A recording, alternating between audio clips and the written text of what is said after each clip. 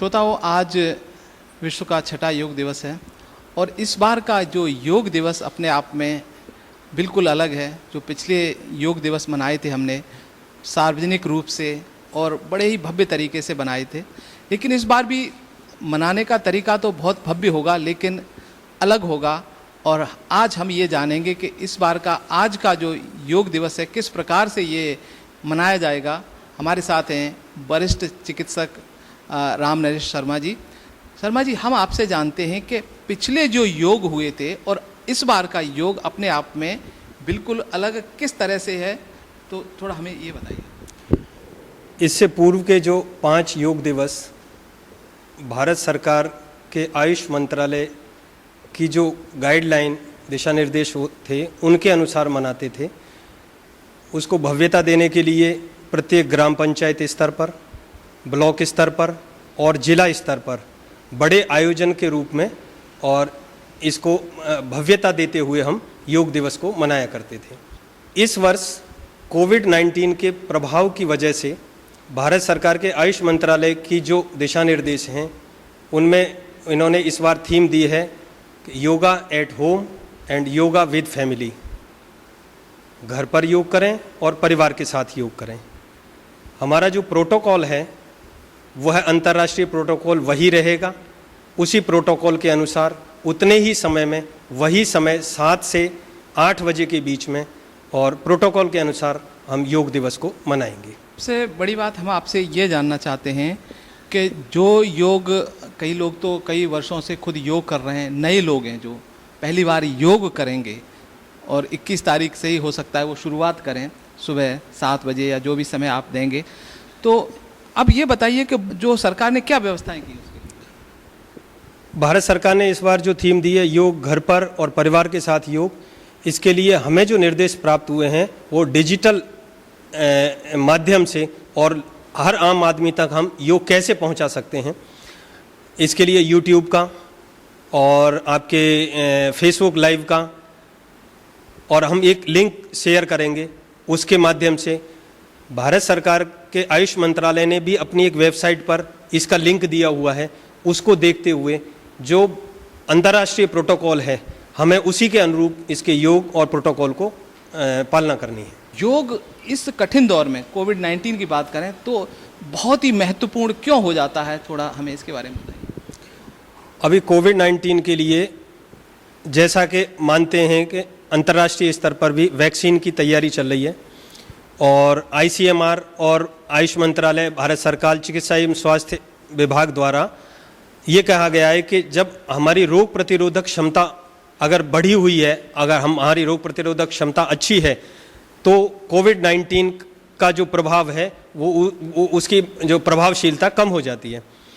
विभिन्न माध्यमों से आयुष मंत्रालय ने इसके लिए एक एडवाइजरी भी जारी की है। उसमें विभिन्न प्रकार की औषधियाँ उनको किस किस रूप में लेना है वह भी उसमें दर्शाया गया है और योग को भी एक महत्वपूर्ण स्थान दिया गया है कि हम योग को अपनाएंगे तो स्वस्थ शरीर को स्वस्थ रख सकते हैं और हमारी रोग प्रतिरोधक क्षमता को बढ़ा सकते हैं। कि भारतीय योग पद्धति आज दुनिया में उसका लोग मान रहे हैं कि हाँ ये बहुत ही कारगर है, तो बीमार हो ही नहीं लोग, इसके लिए योग बहुत ही महत्वपूर्ण है।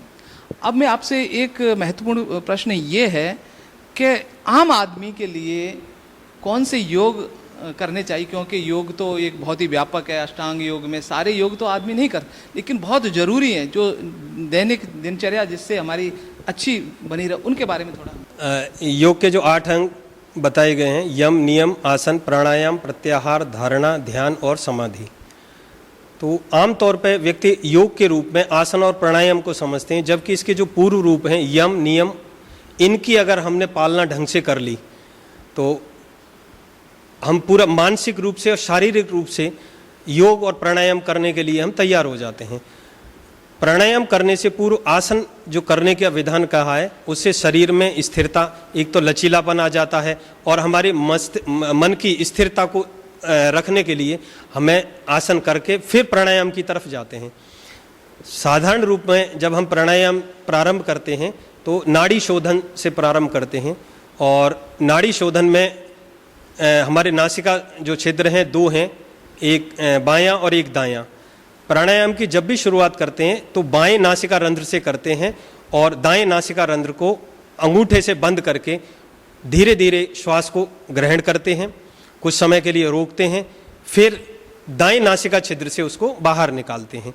इसी प्रकार फिर दाएं से लेते हैं, थोड़ी देर रोकते हैं और बाएं से निकालते हैं। ये हमारा नाड़ी शोधन का अनुलोम विलोम प्राणायाम है जो बहुत साधारण है और हर किसी को कर लेना चाहिए। चूँकि ये ग्रीष्म ऋतु है, इन दिनों में बाह्य वातावरण में उष्णता ज़्यादा है, उष्णता, इसलिए शीतली प्राणायाम जिसमें अपनी जिह्वा को गोल नलिका के रूप में घुमावदार बना करके, टंग ट्विस्टिंग कहते हैं उसको, फिर इसका श्वास को ग्रहण करते हैं, कुछ समय रोकने के बाद नासिका रंध्र से बाहर निकाल देते हैं। 2 प्राणायाम इन दिनों में ये हैं। तीसरा भ्रामरी, उज्जाई प्राणायाम, इस तरह के जो साधारण प्राणायाम हैं इनको हमेशा करते रहने चाहिए। वैसे खास तौर पर अगर हम स्वस्थ हैं और हमें रोग प्रतिरोधक क्षमता बढ़ानी है, किसी भी तरह की व्याधि नहीं है, तो कपालभाति को भी हम उसका अभ्यास करते रहें तो ये और ज़्यादा उपयोगी होगा। आज का जो तनाव भरा जीवन आम आदमी जी रहा है, बहुत सारी बीमारियां लग जाती हैं, तो अगर हम आज से योग की शुरुआत करें आसन और प्राणायाम की, तो इसका जो हम कहें कि प्रतिफल या रिजल्ट कितने दिनों में आरंभ हो जाता है? जैसा कि अभी अष्टांग योग के बारे में चर्चा हुई कि हम जब किसी भी योग से और कोई लाभ लेना चाहते हैं तो हमें आमूलचूल परिवर्तन करना पड़ेगा। हमारी दिनचर्या, ऋतुचर्या, रात्रिचर्या, इनको हमारे जो सिद्धांत हैं उनके आधार पर उनका पालन करते हुए आगे बढ़ें। फिर यम नियम का पालन करें। उसके बाद आसन करते हुए और जब प्राणायाम में प्रवेश करेंगे और जब ये हम सोचेंगे कि हमें किन्हीं रोगों से दूर रहना है या किसी रोग का इलाज के रूप में हमको आसन और प्राणायाम करने, तो उसकी रोग की गंभीरता और रोग की उत्पत्ति कितने दिन हुई है, ये सब विचार करते हुए, लेकिन जब हम इस विधा से आगे बढ़ने लगेंगे तो हमारे अंदर एक सकारात्मक सोच पैदा होगी। उस सकारात्मकता को ये सोचते हुए कि अब हमने ये प्रारंभ किया है और हमारा रोग दूर होगा, तो परिणाम भी द्विगुणित होकर के आगे बढ़ने लग जाएगा। और मैं समझता हूँ कि अगर किसी ने 1 महीना इस तरह से योग को अपनाया तो फल उसको दिखने लग जाएगा और फिर इसकी प्रति रुचि बढ़ेगी और करते करते वो अपने रोगों से मुक्त भी हो सकता। समय कम मिलता है, योग क्या किसी भी समय किया जा सकता है या इसका निश्चित समय है? जिनको कभी समय शाम को मिला या सुबह मिला, तो कब कब योग करना चाहिए, वो समय, उचित समय क्या? वास्तविक रूप में इसका समय तो निर्धारित है। हमको ब्रह्म मुहूर्त में उठना चाहिए, शौच क्रिया से निवृत्त होकर के फिर हम इस योगाभ्यास की क्रिया को अपनाएं। किंतु आज स्थिति थोड़ी सी बदली है, हर किसी को अर्थ योग में प्रवेश करना है, सबको अर्थ चाहिए। तो ऐसी स्थिति में यदि कुछ लोग ऐसे हैं जिनको कि सुबह प्रातः समय नहीं मिलता और सायंकालीन उनके पास समय है, तो हमारा भोजन जब किया हुआ भोजन है, दोपहर का भोजन, उसके 4 घंटे बाद में हमारा आमाशय रिक्त होता है। उस समय पर हम सायंकालीन समय में भी योग को अपना सकते हैं और आसन और प्राणायाम को कर सकते हैं। आसन कर लिए खूब सारे, तो लोगों को पता नहीं होता कि उसके बाद हमको सावधानी क्या बरतनी है, कितने मिनट रखनी है, थोड़ी वो और बता दीजिए। कि योग करने के बाद पसीना निकलता है, प्यास लगने लग जाती है, भूख लगने लग जाती है, तो ये सब कुछ करने के बाद कितनी समय तक हमको सावधानी बरतनी है और हमको कौन से कार्य नहीं करने? योग करने से पहले प्रातःकाल अगर यदि आप योग करते हैं तो शौच क्रिया से निवृत्त होकर के और उस शौच क्रिया के आधा 1 घंटे बाद में हम योग प्राणायाम को प्रारंभ कर सकते हैं। इसी प्रकार सायंकालीन में प्रारंभ करने से पहले भोजन किया हुआ 4 घंटे बाद जब हमारा पच जाता है, आमाशय रिक्त होता है, उस आधा घंटे पहले कुछ भी खाएं नहीं और अपने योग कर सकते हैं। इसी प्रकार जब योग क्रियाएं कर लेते हैं उसके कम से कम आधा घंटे तक ना हमको कुछ पीना है ना कुछ खाना है। आधा घंटे बाद में हम कुछ लिक्विड में ले सकते हैं या फिर कुछ हल्का आहार ले सकते हैं। और इसका कोई साइड इफेक्ट भी है क्या इसका शरीर के ऊपर, जो तो उससे घबराए नहीं, कुछ ऐसा होता है किसी के दर्द वगैरह हो जाता है, तो थोड़ा वो बताइए क्या करना चाहिए? आसन और प्राणायाम करने से पूर्व कभी भी ये देखें कि हम कोई भी आसन कर रहे हैं तो उसको हमारी क्षमता से जहाँ तक हमारा शरीर लचीला है, जहाँ तक मुड़ सकता है, हम उतना ही उसको मोड़ें। किसी भी दबाव में किसी भी आसन को करने के लिए दबाव नहीं बनाएं और उसको प्रेशर से नहीं करें। एक दूसरा, जब किसी आसन को हम कर रहे हैं तो उसकी अवधि कितनी होनी चाहिए, हमारे शरीर में किसी भी प्रकार का कोई तनाव नहीं आए, उस अवधि तक हमको करना है। तो जब योगा हम शुरू करते हैं उसके बाद हम खान पान में भी कुछ परिवर्तन की जरूरत पड़ती है क्या? आसन और प्राणायाम से पूर्व जो यम और नियम बताए गए हैं वह हमारी दिनचर्या और भोजन और इन सब पर है। उसमें मानसिक रूप से भी हमको तैयार होना पड़ेगा। यम के भेद में कहा गया है यमचर्य, सत्य, अहिंसा। इस तरह से हमको मानसिक रूप से भी तैयार होना है और शारीरिक रूप से भी हमारा आहार भी सात्विक होना चाहिए, तामसी नहीं होना चाहिए। और हमारी जो दिनचर्या है, हमारा जो बोलचाल है, वो उसमें कहीं भी कोई असत्यता नहीं होनी चाहिए। ये सब कुछ पालन करते हुए जब उधर चलेंगे तो हमारे निश्चित सकारात्मक परिणाम आएंगे। योग पूरे विश्व को, जो कि आज हम कहें कि हर आदमी हमको किसी न किसी तरह से बीमार नज़र आता है, किस प्रकार से ये हमें स्वस्थ रहने में पूरे विश्व को एक अनोखी देन है। अगर अपना ले पूरी दुनिया तो कितना फ़ायदा मिल सकता है पूरी दुनिया को? अनादिकाल से योग चला रहा है। महर्षि पतंजलि ने योग पे योग शास्त्र लिखा हुआ है।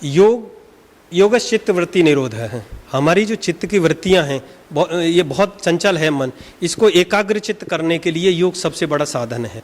हमारे अंदर संतुष्टि कैसे आएगी? योग करने से संतुष्टि आएगी। तो जब हमारा मन स्वस्थ रहेगा तो तन भी स्वस्थ रहेगा, और जब शरीर स्वस्थ रहेगा तो हम अपनी 2 गुनी 3 गुनी क्षमता से कार्य कर सकते हैं और जो भी हमारे लक्ष्य हैं उनको प्राप्त कर सकते हैं। आपने बहुत ही अच्छी जानकारी दी। तो ये थे वरिष्ठ चिकित्सक राम नरेश शर्मा जी, जिन्होंने योग की व्यापकता को आप तक पहुंचाया। और निश्चित ही अगर आज की पूरी दुनिया योग अपना ले तो विश्व का, कहते हैं कि कल्याण हो जाएगा। आपका बहुत बहुत शुक्रिया मार्गदर्शन के लिए, और श्रोताओं को इतनी अच्छी जानकारी दी। और श्रोता योग करके अपने आप को स्वस्थ जरूर रख पाएंगे, ऐसी हम उम्मीद करते हैं।